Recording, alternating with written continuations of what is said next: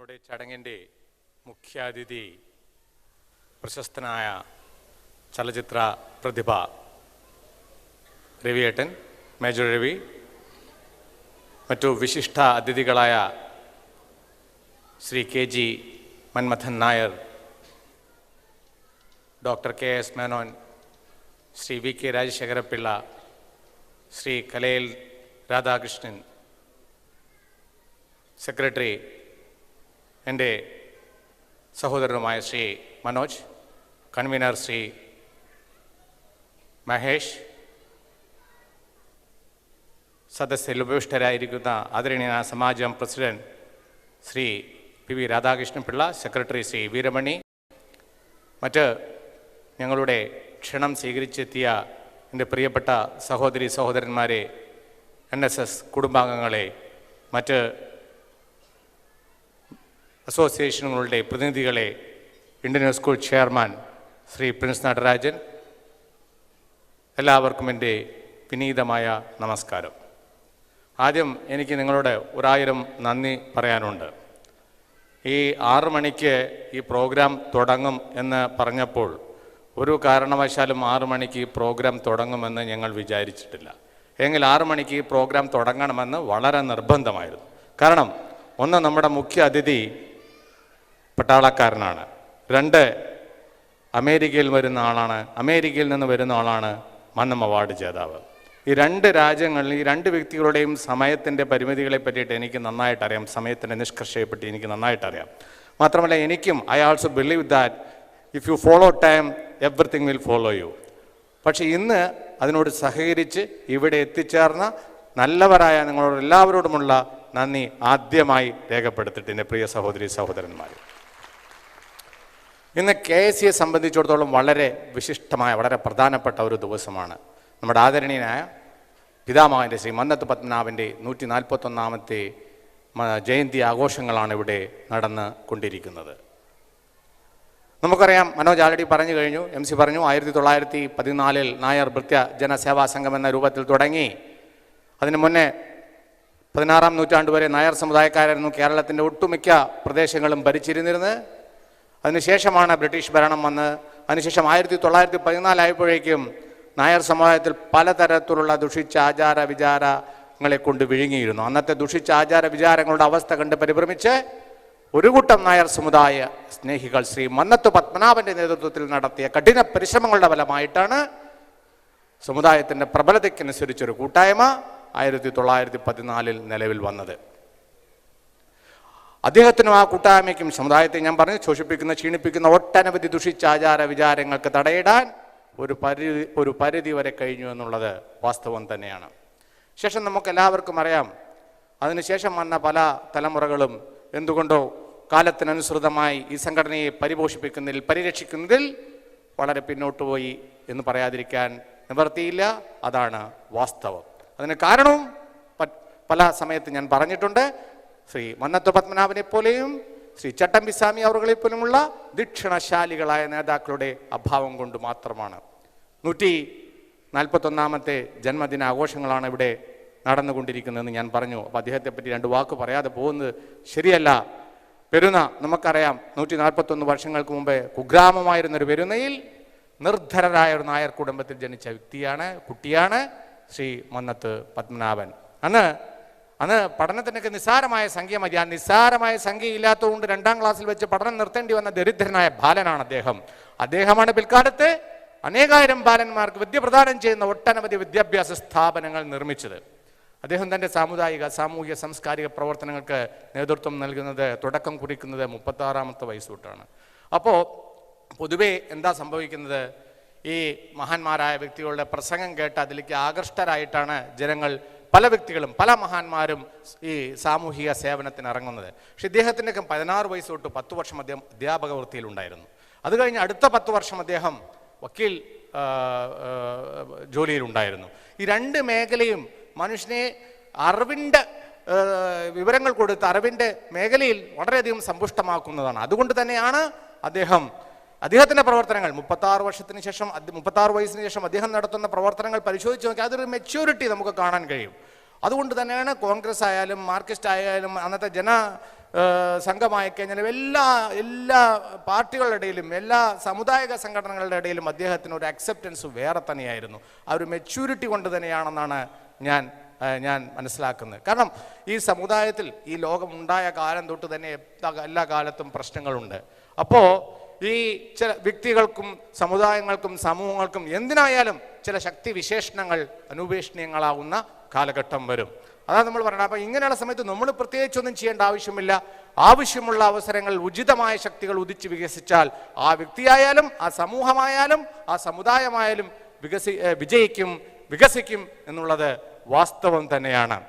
അങ്ങനെയുള്ള ഈ നമുക്കറിയാം ജീവിതായോധനം എന്ന് പറഞ്ഞാൽ നമുക്കറിയാം. ഇപ്പോൾ ഓരോരോ ചെറിയ സംഘടനകളിൽ എന്തുമാത്രം, അതാ ഈ ആയോധനം എന്നുള്ള വാക്ക് ഞാൻ ഉപയോഗിച്ച്, എന്തുമാത്രം അങ്ങോട്ടും ഇങ്ങോട്ടുള്ള കുത്തും തിരക്കാണ് നടക്കുന്നത്.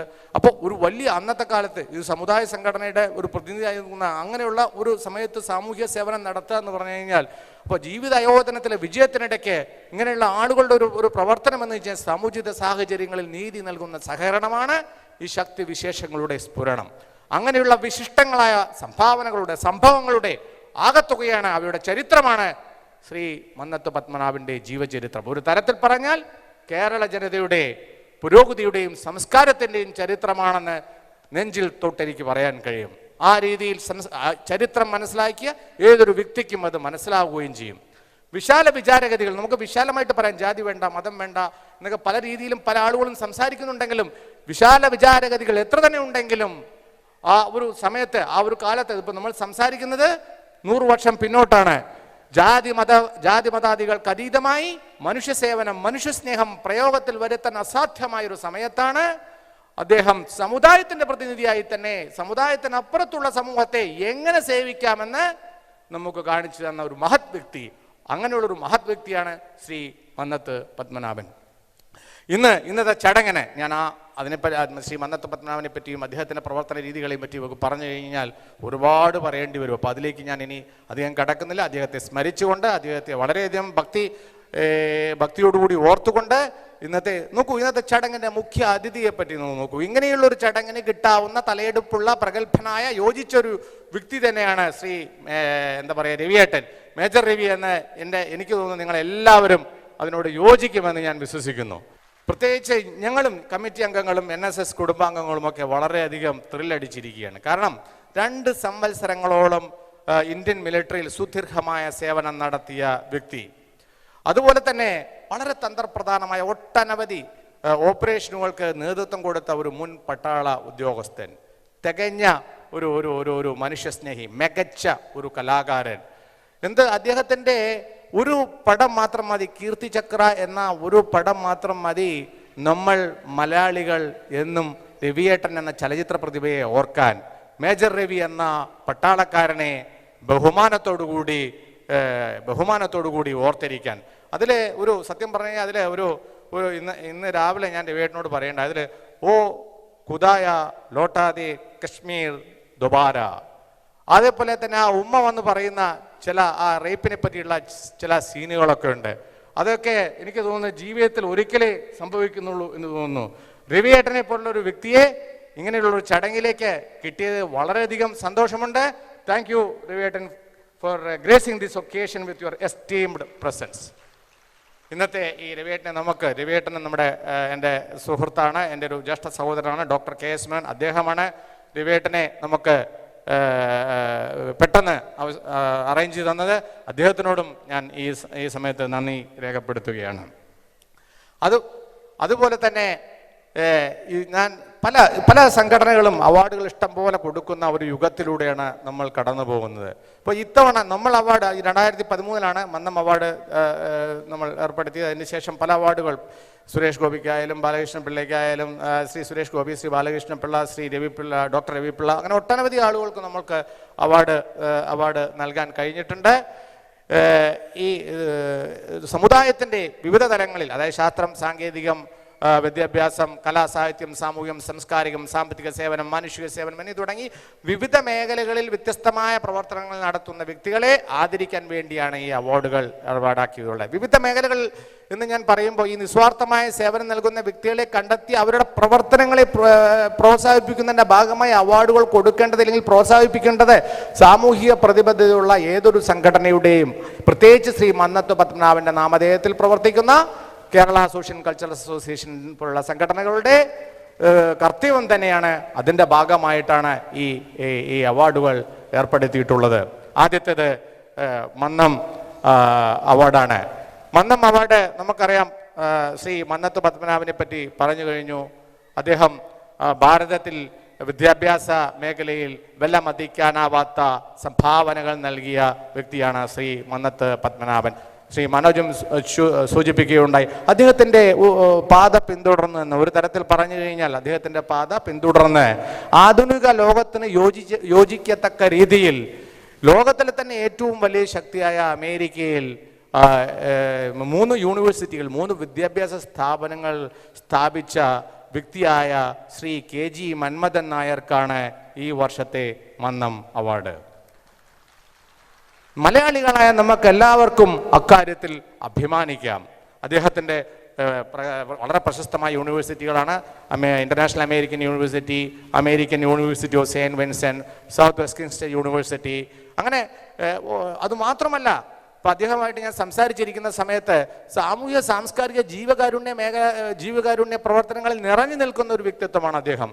എന്നോട് പല ആളുകളും പറയുകയുണ്ടായി, അദ്ദേഹത്തിൻ്റെ സൈറ്റിൽ കാണാത്ത അമേരിക്കയിൽ നിന്നും വിളിച്ചു പറയുകയുണ്ടായി, അവിടെ അദ്ദേഹം മലയാളികൾക്ക് മാത്രമല്ല ഭാരതീയർക്ക്, അവിടെ പ്രശ്നങ്ങളിൽ പെടുന്ന ആളുകൾക്കെല്ലാം വളരെ ഫ്രീ ആയിട്ട് നിയമസഹായം, അദ്ദേഹം ഒരു വക്കീലും കൂടിയാണ്, നിയമസഹായം നൽകുന്ന ഒരു വ്യക്തിയാണ് ശ്രീ KG മന്മഥൻ നായർ. അതുപോലെ തന്നെ അദ്ദേഹത്തിൻ്റെ അവിടുത്തെ ഇപ്പോൾ പറയുണ്ടായി, അദ്ദേഹം സ്റ്റാർട്ട് ചെയ്ത അസോസിയേഷനൊക്കെ പറ്റി അവിടെ ഇരിക്കുമ്പോൾ, അതുകൂടാതെ തന്നെ കേരള അസോസിയേഷൻ്റെ ഫോക്കാന എന്ന് പറയുന്ന അസോസിയേഷൻ്റെ പ്രസിഡൻ്റ് ആയിരുന്നു, പിന്നെ ഇന്ത്യൻ അസോസിയേഷൻ്റെ പ്രസിഡൻ്റ് ആയിരുന്നു, പിന്നെ ഇൻഡോ അമേരിക്കൻ ചേംബർ ഓഫ് കോമേഴ്സിൻ്റെ ജനറൽ സെക്രട്ടറി ആയിരുന്നു. ഒട്ടനവധി അംഗീകാരങ്ങളും പുരസ്കാരങ്ങളും ഒക്കെ അദ്ദേഹത്തെ തേടിയെത്തിയിട്ടുണ്ട്. അതുപോലെ തന്നെ ഇന്നത്തെ ഈ അവാർഡിന്, മന്നം അവാർഡിന് അദ്ദേഹത്തിനെ റെക്കമെൻഡ് ചെയ്ത ജൂറി ചെയർമാൻ ശ്രീ ബാലേന്ദ്രൻ കുന്നക്കാടും ജൂറി അംഗങ്ങളോടും എൻ്റെ പ്രത്യേകമായ നന്ദി രേഖപ്പെടുത്തുന്നു. കാരണം വേറൊന്നുമല്ല, ഈ കമ്മിറ്റിയുടെ പ്രസിഡൻ്റായി ഇരിക്കുന്ന സമയത്ത് തന്നെ, ഞാൻ ഈ കമ്മിറ്റിയുടെ പ്രസിഡൻ്റായി ഇരിക്കുന്ന സമയത്ത് തന്നെ എങ്ങനെ ഒരു വ്യക്തിക്ക് മന്നം അവാർഡ് നൽകാൻ കഴിയുക? ഇദ്ദേഹത്തിൻ്റെ പേര് വന്ന സമയത്ത് പിന്നെ കമ്മിറ്റിക്ക് രണ്ടാമത് ഇതിനെപ്പറ്റി ഒന്നും ആലോചിക്കേണ്ടി വന്നില്ല. അതൊരു ഭാഗ്യമായിട്ടാണ് കരുതുന്നത്. മാത്രമല്ല, ഇന്ന് അദ്ദേഹത്തിന് കമ്മിറ്റ്മെൻറ്റുകൾ ഉണ്ടായിരുന്നു. അദ്ദേഹം ഇന്നലെ ശബരിമലയ്ക്ക് പോകേണ്ട വ്യക്തിയാണ്. അദ്ദേഹത്തിൻ്റെ യൂണിവേഴ്സിറ്റിയുടെ അക്രഡിറ്റേഷൻ്റെ ചില കാര്യങ്ങളുടെ ഭാഗമായിട്ട് അദ്ദേഹം ഇനിയിപ്പോൾ അത് അടുത്ത ആഴ്ചയ്ക്കേ പറ്റുള്ളൂ. അദ്ദേഹം നമ്മളോട് പറഞ്ഞ കമ്മിറ്റ്മെൻ്റ് അനുസരിച്ച് അദ്ദേഹം അവാർഡ് സ്വീകരിക്കാൻ വരാമെന്ന് പറഞ്ഞതിൻ്റെ കമ്മിറ്റ്മെൻ്റ് അനുസരിച്ച് അദ്ദേഹം 4-4:30 മണിക്കാണ് എയർപോർട്ടിലെത്തിയത്. ഞാൻ ചോദിച്ചു അദ്ദേഹത്തിനോട്, നിങ്ങളൊക്കെ ഇങ്ങനെ ജോലി ചെയ്യാൻ തുടങ്ങിയാൽ ഞങ്ങൾ ചെറുപ്പക്കാരായ ആളുകൾ എന്ത് ചെയ്യും? 4:30 മണിക്ക് അദ്ദേഹം എനിക്ക് ഒന്ന് ഹോട്ടലിലെത്തി അരമണിക്കൂർ ഡ്രസ്സ് മാറാനുള്ള ഒരു സമയം മാത്രമേ എടുത്തുള്ളൂ. ഇത്രയൊക്കെ തിരക്കുണ്ടായിട്ടും ഇതെല്ലാം മാറ്റിവെച്ച് ഇന്ന് ഈ അവാർഡ് സ്വീകരിക്കാൻ ഇവിടെ എത്തിയ അദ്ദേഹത്തിനോട് 1000 നന്ദിയും സ്നേഹവും രേഖപ്പെടുത്തുന്നു. അദ്ദേഹത്തെ പോലുള്ള വ്യക്തി അവാർഡിനായി കിട്ടിയതിൽ വളരെയധികം സന്തോഷവുമുണ്ട്. പിന്നെ ഗൾഫ് ബിസിനസ് ഐക്കൺ അവാർഡാണ്. ഈ ബഹ്റിനിലെ ബിസിനസ് രംഗത്ത് വളരെയധികം അറിയപ്പെടുന്ന പ്രശസ്തനായ വ്യക്തിയാണ് ഡോക്ടർ KS മേനോൻ. വളരെ മിതത്തോടുകൂടി ആളുകളോട് പെരുമാറുമ്പോഴും മനസ്സിൽ നിറയെ സ്നേഹം സൂക്ഷിക്കുന്ന വ്യക്തിയാണ് അദ്ദേഹം.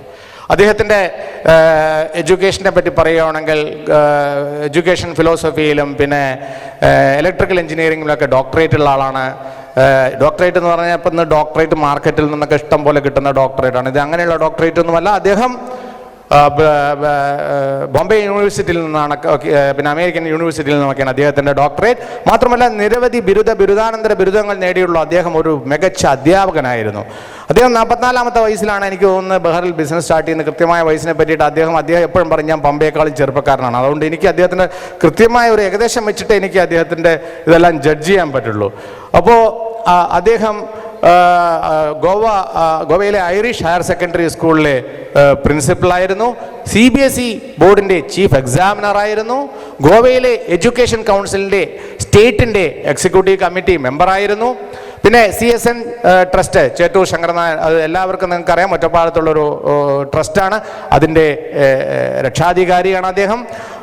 അത് പിന്നെ തൃശ്ശൂരുള്ള മതമൈത്രി പ്രതിഷ്ഠാൻ്റെ രക്ഷാധികാരിയാണ്. ഒറ്റപ്പാലത്തെ വിദ്യാഭവൻ സ്കൂൾ, അത് തന്നെ ഭാരതീയ വിദ്യാഭവൻ സ്കൂൾ, അത് ഒരു ലോ ഫേസിലൂടെ കടന്നു പോകുന്ന സമയത്താണ് ഡോക്ടർ KS മേനോൻ, ഞാൻ അദ്ദേഹത്തെ സ്നേഹത്തോടുകൂടി സുന്ദരേട്ടൻ എന്നാണ് വിളിക്കാറ്, അദ്ദേഹം അതിൻ്റെ ചെയർമാനായി വരുന്നത്. അതിനുശേഷം ആ വിദ്യാഭ്യാസ സ്ഥാപനത്തിനുണ്ടായ പുരോഗതി ഒരുപക്ഷെ അദ്ദേഹത്തെ അടുത്തറിയുന്ന ആളുകൾക്കും ഞങ്ങളെപ്പോലുള്ള ചില ആളുകൾക്കും മാത്രമേ അറിയുള്ളൂ.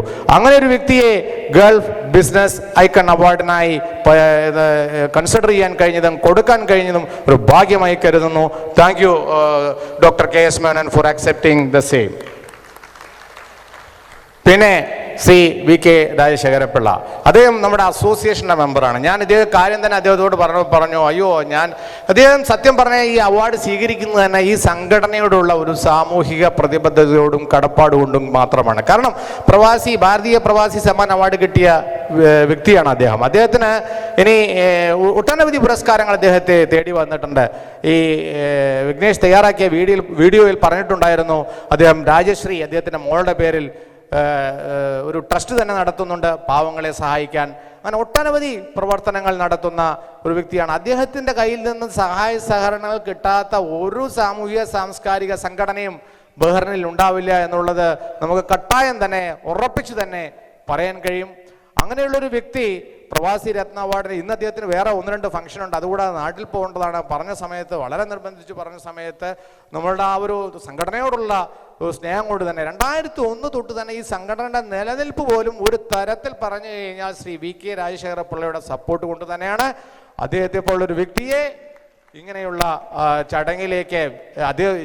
ചടങ്ങിൽ പ്രവാസി രത്ന അവാർഡ് കൊടുക്കാൻ കഴിഞ്ഞത് ഒരു ഭാഗ്യമായി കരുതുന്നു, ഒരു അഭിമാനമായി കരുതുന്നു. അത് സ്വീകരിക്കാൻ ഇവിടെ എത്തിച്ചേർന്ന അദ്ദേഹത്തിനോട് എല്ലാവിധത്തിലുള്ള നന്ദിയും കടപ്പാടും അറിയിപ്പിക്കുന്നു.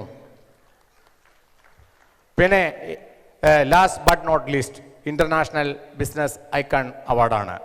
സാധാരണ രീതിയിൽ ഒരു അവാർഡിനും പിടികൊടുക്കാത്തൊരു വ്യക്തിയാണ് അദ്ദേഹം. എനിക്ക് നന്നായിട്ട് അദ്ദേഹത്തെ അറിയാം. ഒരു അവാർഡിനും അദ്ദേഹം പിടികൊടുക്കാത്തൊരു വ്യക്തിയാണ് അദ്ദേഹം.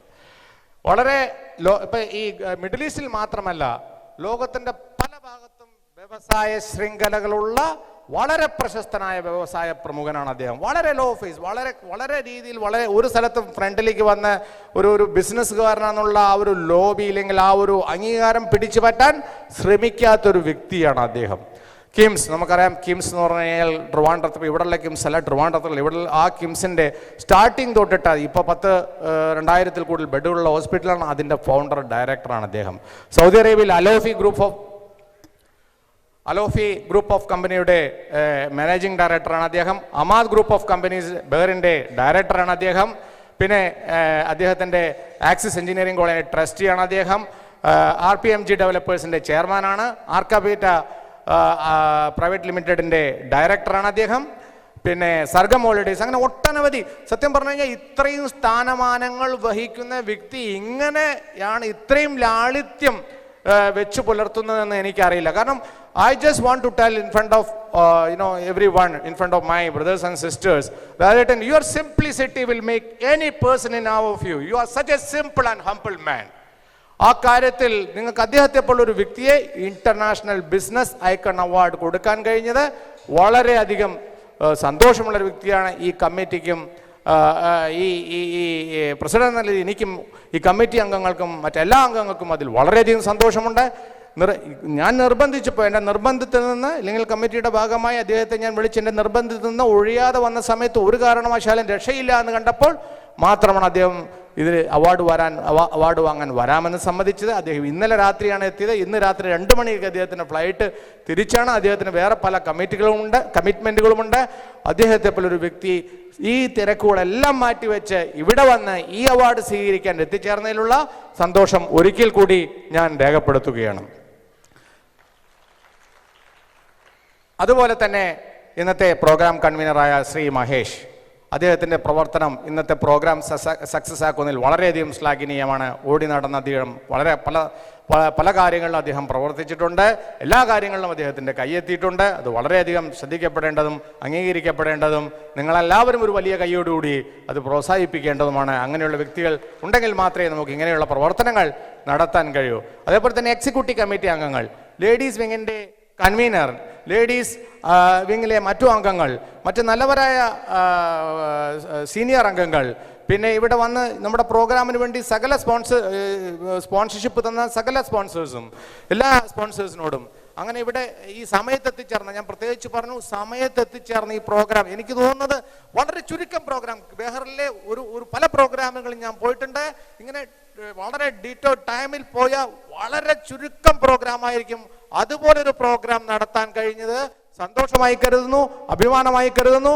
എല്ലാവരോടും ഒരിക്കൽ കൂടി സ്നേഹത്തിൻ്റെ ഭാഷയിൽ, ഹൃദയത്തിൻ്റെ ഭാഷയിൽ നന്ദി രേഖപ്പെടുത്തിക്കൊണ്ട് ഞാൻ നിർത്തുന്നു. നന്ദി, നമസ്കാരം.